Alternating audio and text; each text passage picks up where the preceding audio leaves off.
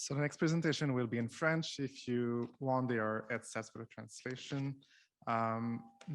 Bonjour à tous et à toutes. La prochaine présentation, en fait, est sur ouvrir le partage des données marines à tous les producteurs. Et nous avons Pauline Chauvet en ligne avec nous. Pauline est conseillère scientifique à l'Observatoire du Global du Saint-Laurent. Elle est aussi impliquée dans de nombreux comités et groupes de travail du système intégré d'Observatoire des océans. Elle a une thèse en écologie des milieux marins profonds et a poursuivi en postdoc dans le milieu côtier.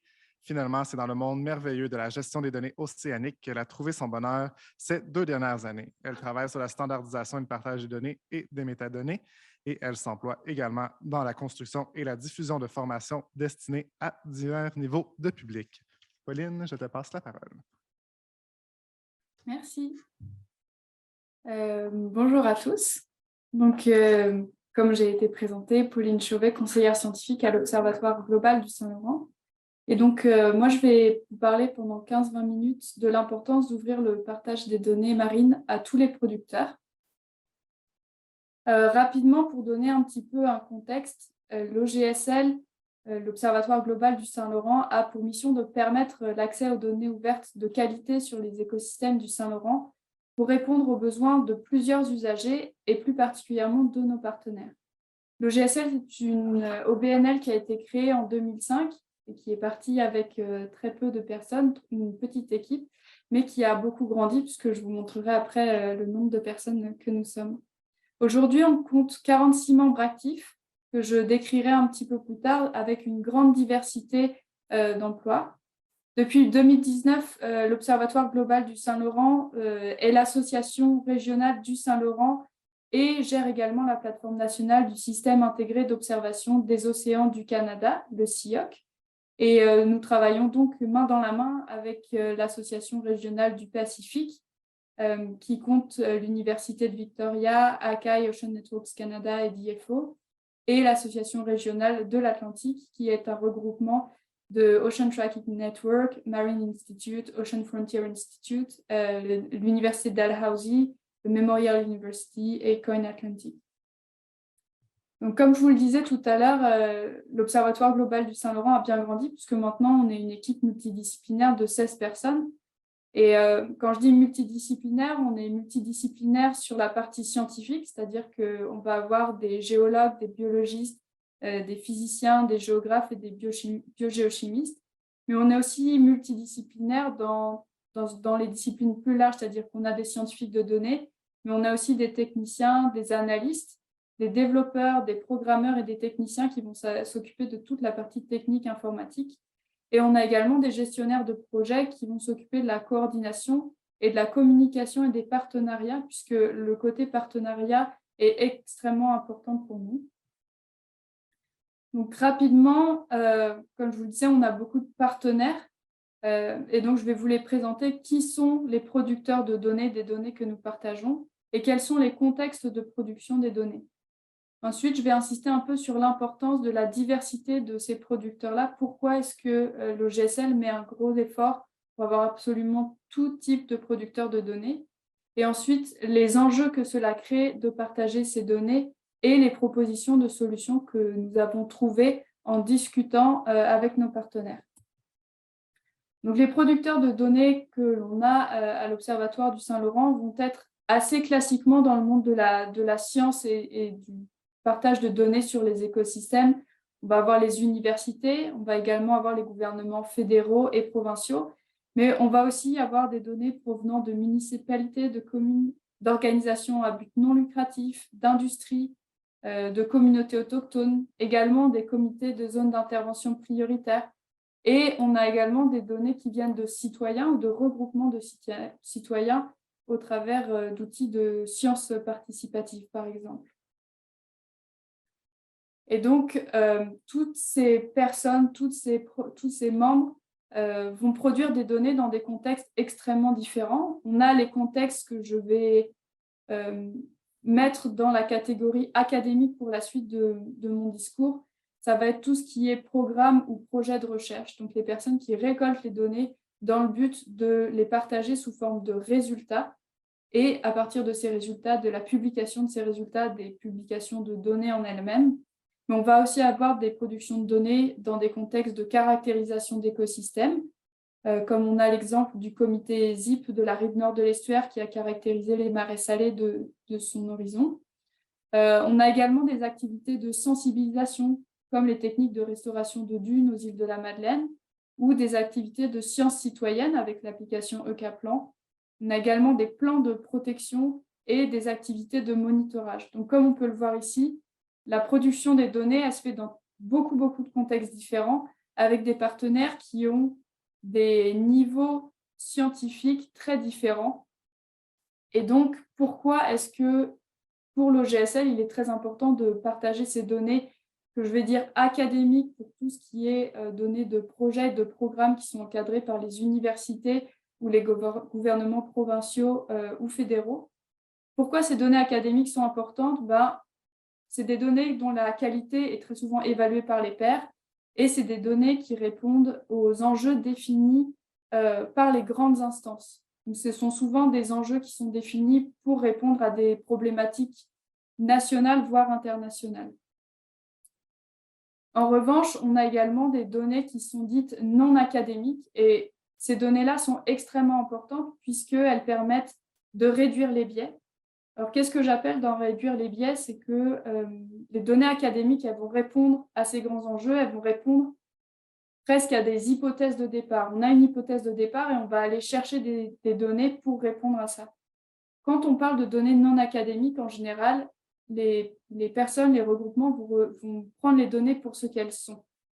Ensuite, le gros avantage, c'est que ce sont des informations qui sont en général plus récentes, puisque dans le domaine académique, en général, ça prend beaucoup de temps entre le moment où la donnée a été récoltée, qu'elle a été processée, qu'elle a été publiée et que enfin, après la publication des résultats, les personnes acceptent de publier leurs données.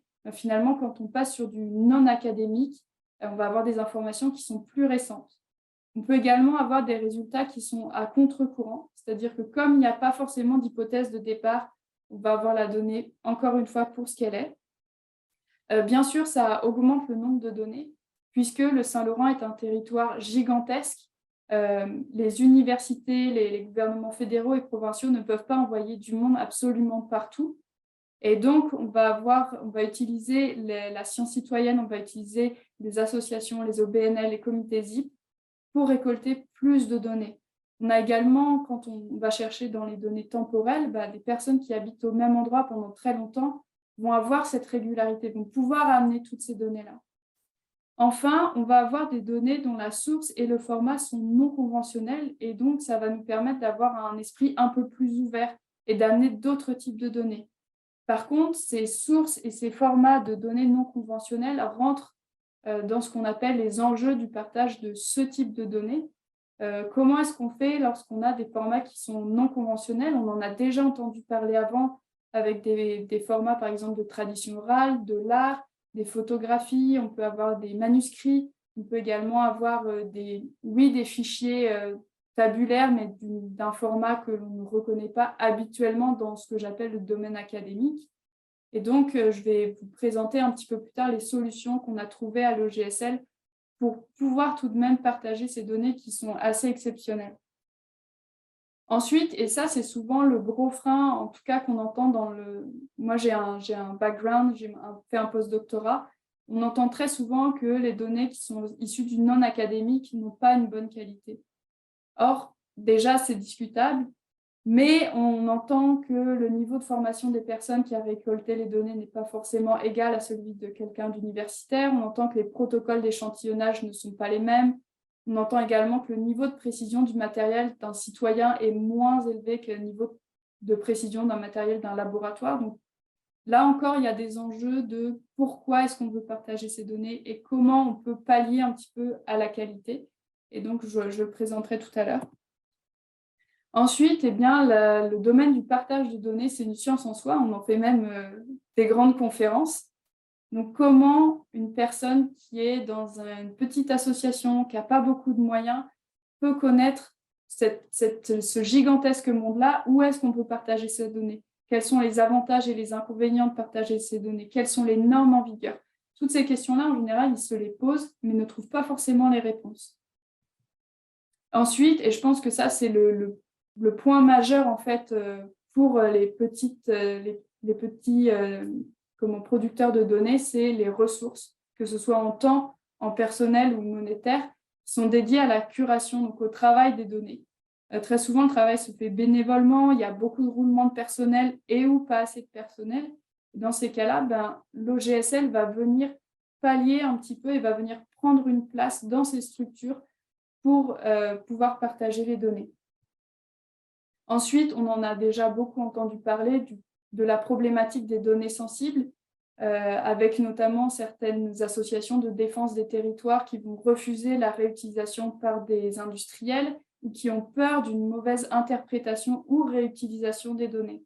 Et là encore, ça va être à nous de trouver des solutions, d'expliquer tous les enjeux qu'il y a derrière le partage de données pour que ce soit clair et qu'on puisse partager les données en toute confiance. Car le mot le plus important, en fait, pour nous, à l'Observatoire global du Saint-Laurent, c'est la confiance qu'on a avec le partenaire. Donc, la première chose dont on s'est rendu compte, c'est le besoin de formation de ces partenaires avec des niveaux qui sont différents. Donc, la première chose, souvent, ça va être une formation de données qui va être très généraliste pour expliquer un peu le bon vocabulaire, parce que comme c'est une science particulière, c'est un vocabulaire particulier, donc il faut s'assurer qu'il y ait une bonne compréhension entre les partenaires et nous. Ensuite, on va essayer d'insister un peu et de faire peut-être des formations un peu plus précises sur les principes FAIR, les principes CARE, les principes PCAP, pour s'assurer que tous ces grands principes qui régissent notre science de données soient bien compris. On a également des propriétaires de données qui ont déjà un background en utilisation de certains logiciels de manipulation ou d'analyse de données. Donc, on va essayer d'utiliser les outils qu'ils utilisent pour les aider avec des formations, par exemple, comment on partage des jeux de données de biodiversité avec le logiciel R. Et puis, en discutant avec nos partenaires au moment de remplir les métadonnées, j'y viendrai un petit peu après, on s'est rendu compte que beaucoup d'informations manquaient mais ne pouvaient pas être retrouvées a posteriori. Et donc, on a commencé à penser à une formation qui va venir sur les métadonnées dès qu'on va sur le terrain. C'est-à-dire que, je ne sais pas si vous avez déjà fait de l'échantillonnage côtier, mais on est les deux pieds dans la base, on se prend une grosse pluie, il y a du vent partout.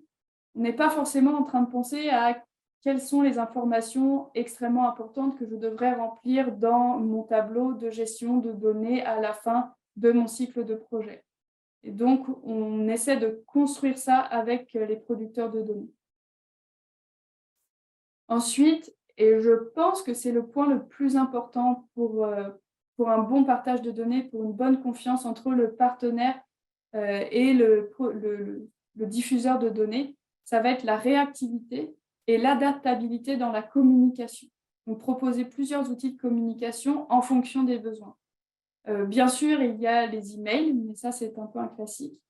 On s'est rendu compte que le chat en direct pouvait être une très bonne aide, c'est-à-dire les questions ne sont pas forcément gigantesques, elles ne nécessitent pas forcément 20 minutes de présentation, mais une petite réponse rapide et ça permet de débloquer et d'aller beaucoup plus loin. Ensuite, et ça, eh bien, malheureusement ou heureusement, les 2 dernières années nous ont incité à utiliser de plus en plus de logiciels de rencontres virtuelles. Et on s'est rendu compte que ça marchait vraiment très, très bien, puisque quand nos partenaires sont à distance, nous, on est à Rimouski, quand nos partenaires sont sur la côte nord, faire un déplacement peut être compliqué, peut-être long ou coûteux, et les rencontres virtuelles permettent d'avoir cet échange-là. On peut échanger nos captures d'écran, on peut montrer comment faire au niveau informatique, donc ça devient très intéressant.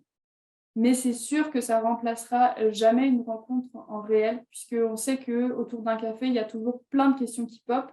Bon, là, je suis en virtuel, alors c'est peut-être pas la meilleure position pour dire ça. Je sais que, par exemple, vous qui êtes tous ensemble autour de la table, vous allez beaucoup plus discuter que moi qui suis de l'autre côté de mon écran. Donc, rien ne remplacera ces discussions en réel avec les partenaires.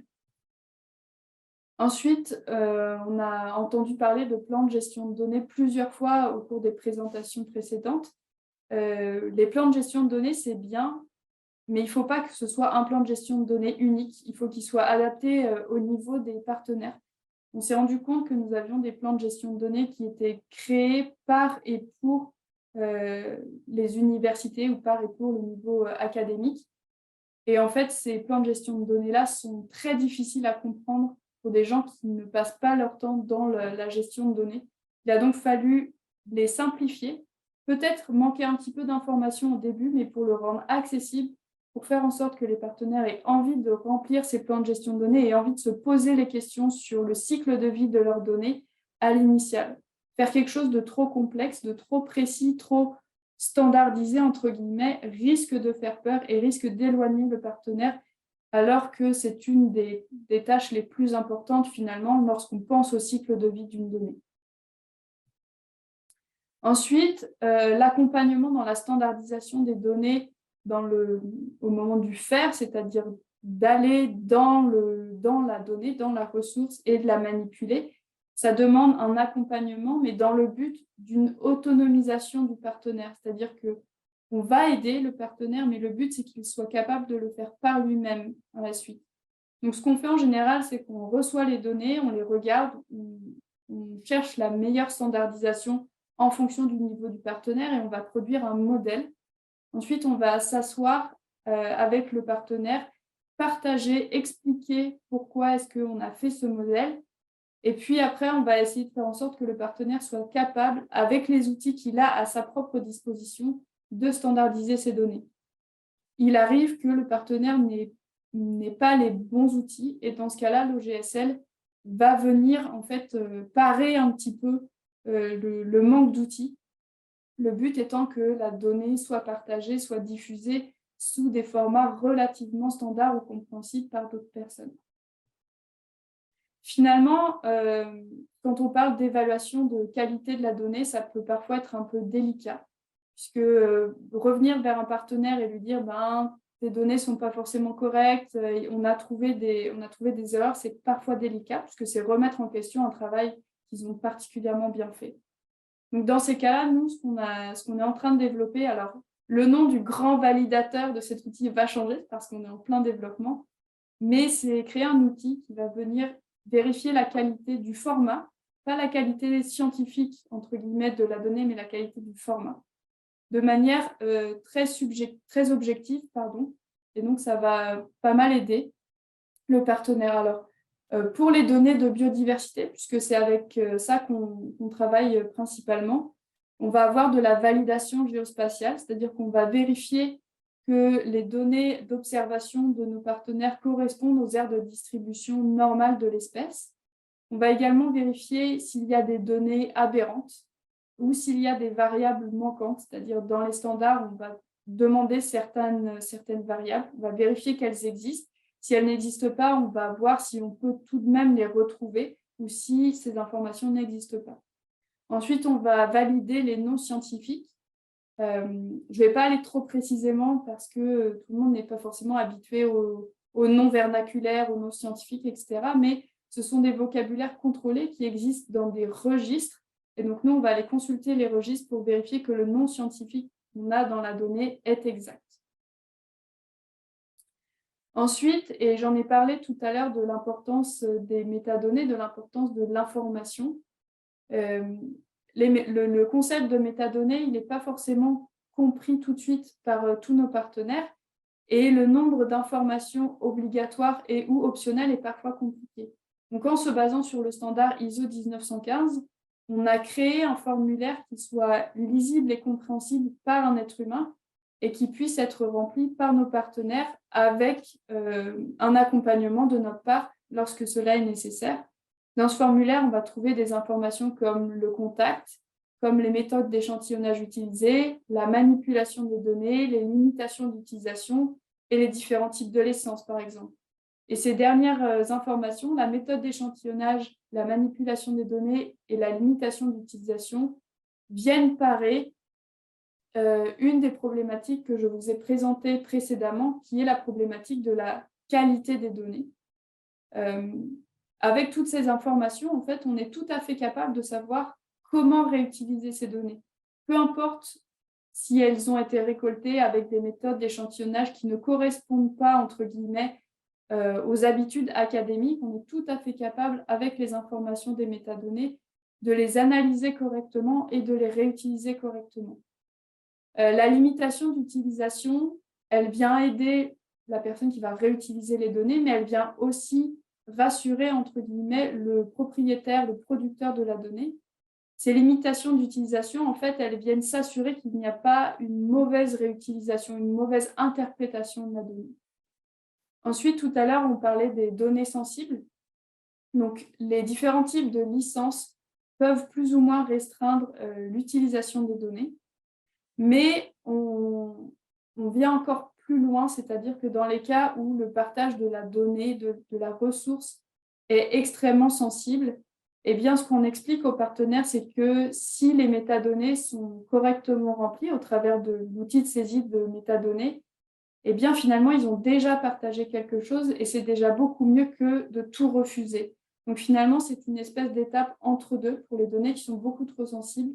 On publie les métadonnées, on dit que les données existent, on les décrit correctement, on les décrit de manière riche pour que les personnes qui vont être intéressées par ces données puissent contacter le propriétaire et éventuellement discuter quant à l'accès aux données. Et ça, c'est important parce que finalement, ça laisse au propriétaire de la donnée, il est toujours le propriétaire, quoi qu'il arrive, même si on diffuse les métadonnées, même si on diffuse l'information, nous, en tant qu'Observatoire global du Saint-Laurent, c'est toujours le propriétaire qui a la donnée. Et ça, en général, ça vient beaucoup rassurer les dernières limitations à propos des données sensibles. Voilà, donc je termine ici mon importance d'ouvrir le partage des données à tout type de producteurs et je vais prendre les questions s'il y en a.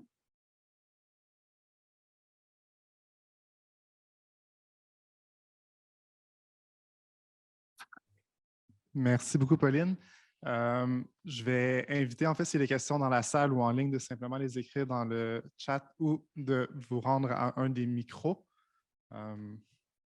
Attendre quelques instants. Pour l'instant, il n'y a pas de mouvement dans la salle et je n'ai pas de questions en ligne.